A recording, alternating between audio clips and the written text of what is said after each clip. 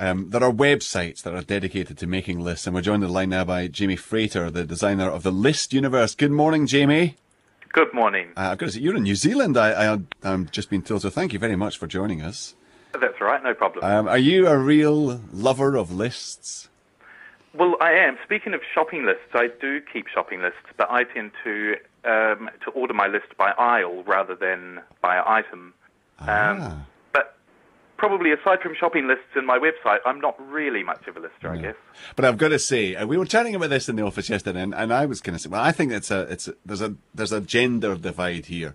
Men make lists of the best things. And your website, listverse.com, here are three of them. The top 10 quirkiest early flying machines. The top 10 greatest robots in movies. And my favourite, the top 10 memorable kisses through history. I like that. I would live with that. I like that. Yeah. I think those are the kind of lists that we all need in our life, Jamie, aren't they?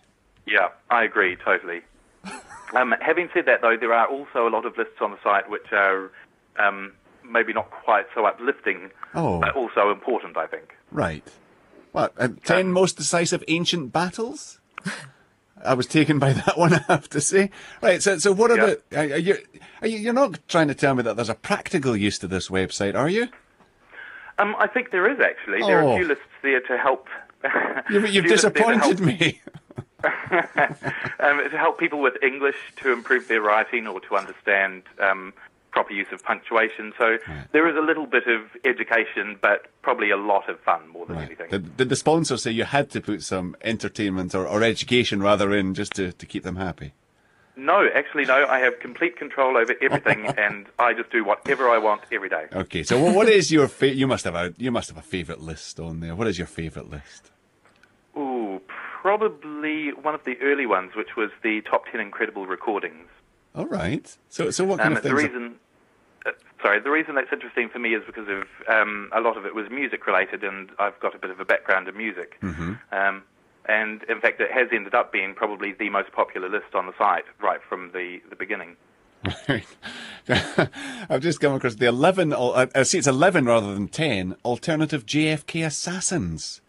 That must have been fun putting together, I would think.